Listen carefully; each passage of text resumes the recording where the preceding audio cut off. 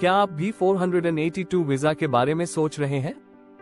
क्या आप जानना चाहते हैं कि इसके लिए कितनी फीस लगती है और ये परमानेंट रेजिडेंसी के रास्ते में कैसे मदद कर सकता है?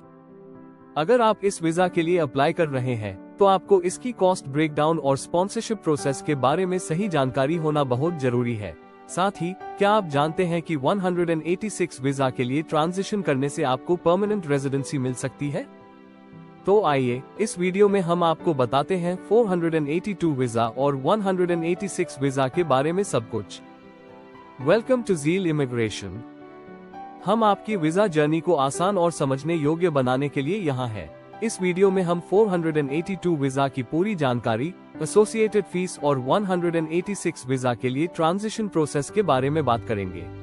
तो चलिए शुरू करते हैं। Section 18, cost breakdown for 482 visa and associated fees. जब आप 482 वीजा के लिए अप्लाई करते हैं, तो आपको विभिन्न प्रकार की फीस का सामना करना पड़ता है। सबसे पहली बात तो ये है कि 482 वीजा के लिए एम्प्लॉयर को अपनी स्पॉन्सरशिप और नॉमिनेशन फीस पे करनी होती है। यह फीस यूजुअली एम्प्लॉयर द्वारा पे की जाती है, लेकिन कभी कभी कैंडिडेट को भी इसके लिए पे करना पड़ता है। जैसे कि अगर आप माइग्रेशन एजेंट के थ्रू अप्लाई कर रहे हैं, एम्प्लॉयर को मिनिमम 2400 रुपीज तक का लेबर मार्केट टेस्टिंग कॉस्ट उठाना पड़ता है। ये टेस्टिंग इस बात को कंफर्म करने के लिए की जाती है कि जो पोजीशन है वह जेन्युइन है और कैंडिडेट की तलाश की जा रही है। एम्प्लॉयर को ये प्रूव करना होता है कि पोजीशन लेजिटिमेट है। और किसी क्वालिफाइड ऑस्ट्रेलियन कैंडिडेट को हायर करने का प्रयास किया गया था, लेकिन कोई सूटेबल कैंडिडेट नहीं मिला। इसके अलावा, अगर आप किसी माइग्रेशन एजेंट से हेल्प ले रहे हैं, तो उनकी प्रोफेशनल फीस भी अलग से होती है, जो आमतौर पर 10,000 रुपीज तक हो सकती है। ये फीस आपके केस की कॉम्प्लेक्सिटी और एजेंट द्वारा दी जाने वाली सर्विसेज के आधार पर वेरी कर सकती है। अगर आपको फुल सर्विस असिस्टेंस मिल रही है, जिसमें visa application preparation, documentation review और गाइडेंस शामिल है, तो फीस बढ़ सकती है। जब हम बात करते हैं एप्लीकेंट की फीस की, तो यह आमतौर पर 3,000 to 6,000 रुपीज के बीच हो सकती है। ये डिपेंड करता है कि आपका केस किस प्रकार का है। अगर आपका वीजा एप्लीकेशन कॉम्प्लेक्स है, तो ये कॉस्ट ज्यादा हो सकती है। कॉम्प्लेक्स केसेस में आपको एडिशनल डॉक्यूमेंटेशन, मेडिकल टेस्ट्स या पुलिस क्लियरेंस सर्टिफिकेट्स की जरूरत हो सकती है, जो कॉस्ट को बढ़ा सकती है। इसके अलावा, अगर आपके पास कोई एग्जिस्टिंग इशू है, जैसे कि प्रीवियस वीजा वायलेशंस या डॉक्यूमेंट्स का मिसमैच, तो इसकी वजह से भी एडिशनल चार्जेस आ सकते हैं। सारांश में, 482 वीजा के लिए टोटल कॉस्ट्स कई फैक्टर्स पर डिपेंड करती है, जैसे एम्प्लॉयर की रिस्पॉन्सिबिलिटी, माइग्रेशन एजेंट की फीस और एप्लीकेंट की इंडिविजुअल रिक्वायरमेंट्स।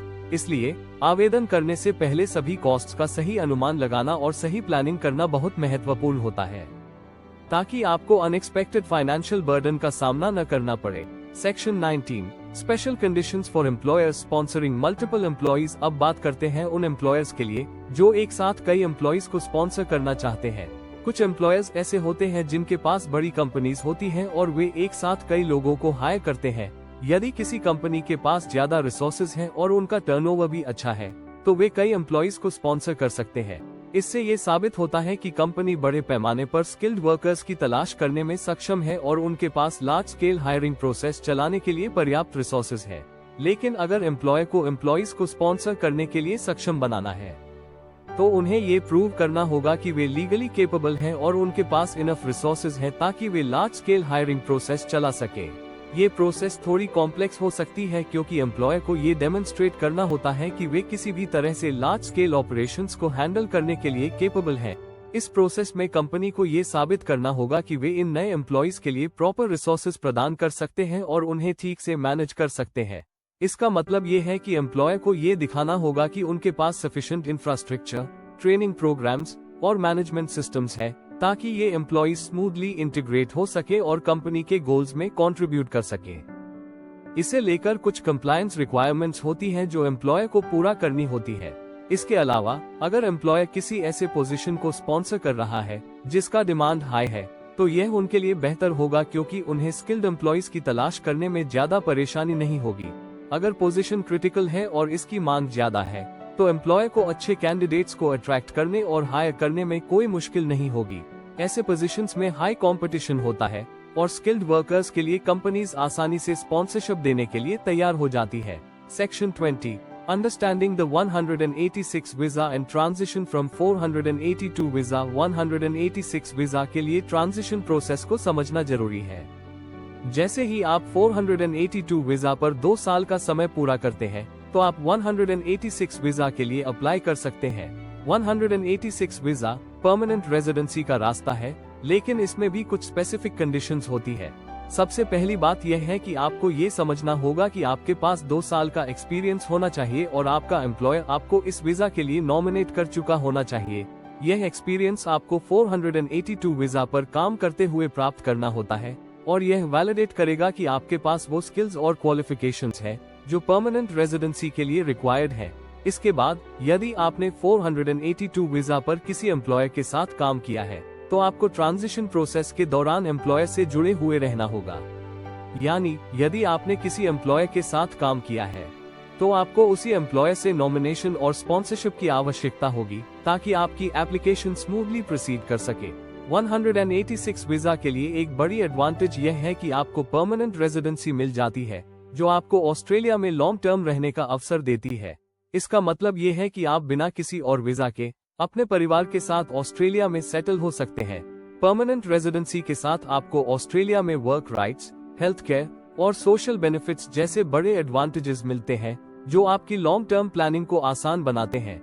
इसके अलावा परमानेंट रेजिडेंट्स को ऑस्ट्रेलिया में स्वतंत्र रूप से काम करने, घूमने और अन्य बेनिफिट्स का लाभ मिलता है, जो टेम्पररी वीजा होल्डर्स के पास नहीं होते। अगर आप 482 वीजा के बाद ट्रांजिशन करते हैं, तो आपको इस बात का ध्यान रखना होगा कि एम्प्लॉयर स्पॉन्सरशिप की आवश्यकता स्टिल बनी रहती है। यानी आपको एक एम्प्लॉयर के साथ जुड़े रहकर ही 186 वीजा पर मूव करना होगा। यह एम्प्लॉयर स्पॉन्सरशिप एक इम्पोर्टेंट स्टेप है, क्योंकि बिना एम्प्लॉयर के स्पॉन्सरशिप के आप 186 वीजा के लिए एलिजिबल नहीं हो सकते। इस प्रोसेस के दौरान आपके एम्प्लॉयर को ये प्रूव करना होता है कि आपकी पोजीशन जेन्युइन है और आपको हायर करने की जेन्युइन जरूरत है। ये सुनिश्चित करता है कि एम्प्लॉयर आपको लॉन्ग टर्म और सस्टेनेबल रोल देने के लिए तैयार है। 186 वीजा के लिए ट्रांजिशन करना एक बड़ा कदम है, क्योंकि यह आपको परमानेंट रेजिडेंसी देता है और ऑस्ट्रेलिया में आपके लॉन्ग टर्म सेटलमेंट का रास्ता खोलता है। इसलिए ट्रांजिशन प्रोसेस को केयरफुली समझना और सही तरीके से अप्लाई करना जरूरी है, ताकि आप स्मूथली परमानेंट रेजिडेंसी के लिए मूव कर सकें। Section 21, the difference between 482 visa and points based visas. अब हम कंपेयर करेंगे 482 वीजा और पॉइंट्स बेस्ड वीजास के बीच का अंतर। 482 वीजा और पॉइंट्स बेस्ड वीजास दोनों ही आपको ऑस्ट्रेलिया में रहने और काम करने का मौका देती हैं, लेकिन इनकी प्रोसेस और एलिजिबिलिटी क्राइटेरिया अलग होते हैं। सबसे पहला और बड़ा अंतर यह है कि 482 वीजा के लिए आपको किसी एम्प्लॉयर से स्पॉन्सरशिप प्राप्त करनी होती है। एम्प्लॉयर स्पॉन्सरशिप का मतलब है कि आपको एक ऑस्ट्रेलियन एम्प्लॉयर से जॉब ऑफर और स्पॉन्सरशिप की आवश्यकता होती है, जो आपको लीगल तौर पर ऑस्ट्रेलिया में काम करने का अधिकार प्रदान करता है। एम्प्लॉयर को ये प्रूव करना होता है कि आपकी पोजीशन जेन्युइन है और आपके स्किल्स उनके बिजनेस के लिए जरूरी हैं। इस प्रोसेस में एम्प्लॉयर को ये दिखाना होता है कि उन्होंने इस जॉब पोजीशन को एडवर्टाइज किया है और किसी क्वालिफाइड ऑस्ट्रेलियन कैंडिडेट को हायर करने की कोशिश की, लेकिन कोई सूटेबल कैंडिडेट नहीं मिला। अगर एम्प्लॉयर ये प्रूव करने में सफल रहता है, तो आपके लिए 482 वीजा की एप्लीकेशन प्रोसेस शुरू होती है। दूसरी ओर पॉइंट्स बेस्ड वीजास जैसे 189 और 190 आपके स्किल्स, एक्सपीरियंस और एजुकेशन पर आधारित होते हैं। इन वीजास में आपको पॉइंट्स एक्यूमुलेट करने होते हैं, जो आपकी एलिजिबिलिटी को डिटरमिन करते हैं। 189 वीजा और 190 वीजा के लिए कोई एम्प्लॉयर स्पॉन्सरशिप की आवश्यकता नहीं होती है। इसका मतलब है कि आप बिना किसी एम्प्लॉयर के बिना डायरेक्ट अप्लाई कर सकते हैं, बशर्ते आप मिनिमम पॉइंट्स रिक्वायरमेंट्स पूरी करें। इन वीजास में आपका age, education qualifications, work experience, English proficiency और अदर फैक्टर्स पर पॉइंट्स मिलते हैं और आपके टोटल पॉइंट्स डिटरमिन करते हैं कि आप वीजा के लिए एलिजिबल हैं या नहीं। 189 वीजा, जो एक इंडिपेंडेंट स्किल्ड वीजा है, आपको परमानेंट रेजिडेंसी की अनुमति देता है और इसमें कोई एम्प्लॉयर इन्वॉल्वमेंट नहीं होता है।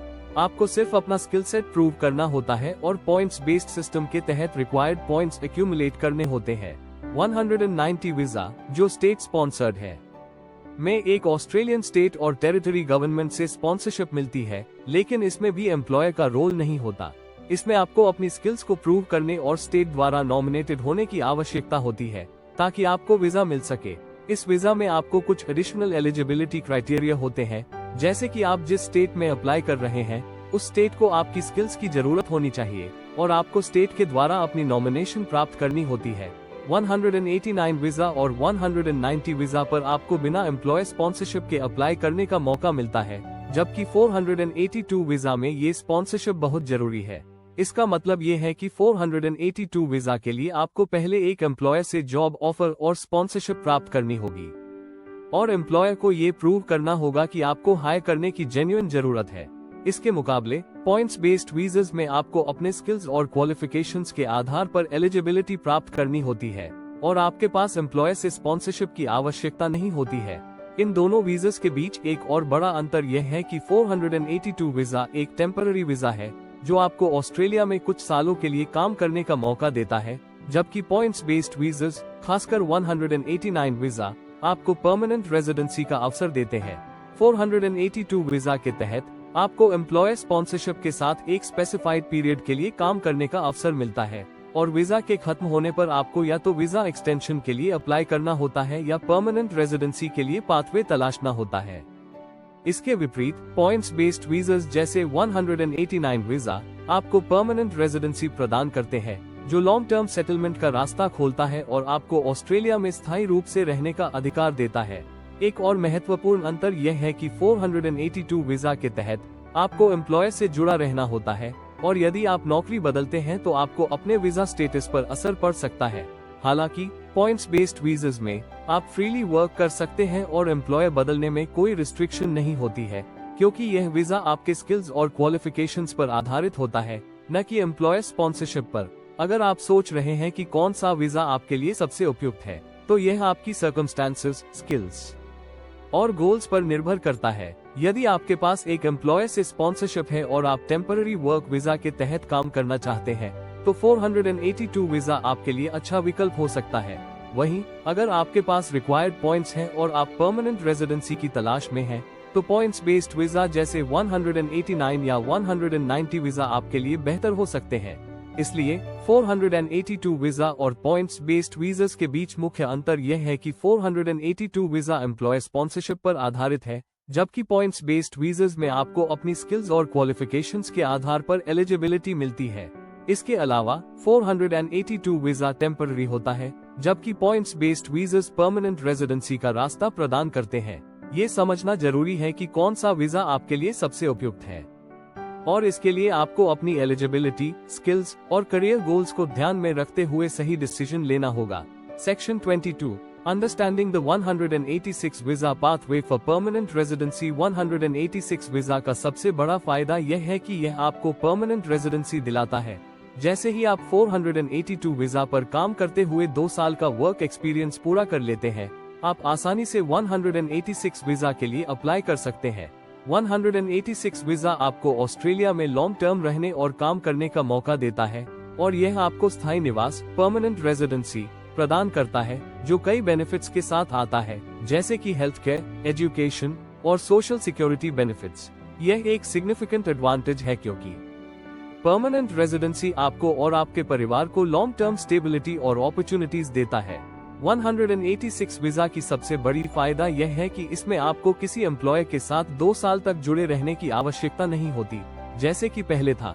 पहले 482 वीजा होल्डर्स को 186 वीजा के लिए अप्लाई करने के लिए एक ही एम्प्लॉयर के साथ काम करना पड़ता था, लेकिन अब ये फ्लेक्सिबिलिटी आ गई है कि आप 2 या 3 एम्प्लॉयर्स के साथ भी काम कर सकते हैं और फिर 186 वीजा के लिए अप्लाई कर सकते हैं। इसका मतलब ये है कि अब आपको एक ही एम्प्लॉयर के साथ काम करने की बाध्यता नहीं है और आप विभिन्न एम्प्लॉयर्स के साथ वर्क एक्सपीरियंस प्राप्त करके भी परमानेंट रेजिडेंसी के लिए एलिजिबल हो सकते हैं। ये बदलाव उन लोगों के लिए बहुत हेल्पफुल है जो विभिन्न एम्प्लॉयर्स के साथ काम करने और अपनी स्किल्स को डाइवर्सिफाई करने के इच्छुक है। ये फ्लेक्सिबिलिटी आपको अपने करियर को और भी फ्लेक्सिबल तरीके से मैनेज करने का मौका देती है। इससे आपको ज्यादा करियर अपॉर्चुनिटीज मिलती हैं और आप अपनी स्किल्स को विभिन्न एनवायरनमेंट्स में अप्लाई कर सकते हैं। इसके साथ ही 186 वीजा होल्डर्स को ऑस्ट्रेलिया में सेटल होने के लिए एक क्लियर पाथ मिलता है, क्योंकि यह परमानेंट रेजिडेंसी का रास्ता खोलता है, जिससे आप बिना किसी टेम्पररी वीजा के ऑस्ट्रेलिया में रह सकते हैं और काम कर सकते हैं। इस प्रकार 186 वीजा के लिए अप्लाई करने का तरीका अब ज्यादा एक्सेसिबल और फ्लेक्सिबल बन गया है। और अगर आपने 482 वीजा पर 2 साल का वर्क एक्सपीरियंस प्राप्त किया है, तो अब आप इजीली 186 वीजा के लिए ट्रांजिशन कर सकते हैं और ऑस्ट्रेलिया में परमानेंट रेजिडेंसी प्राप्त कर सकते हैं। Thank you for watching and don't forget to like, share and subscribe for more updates.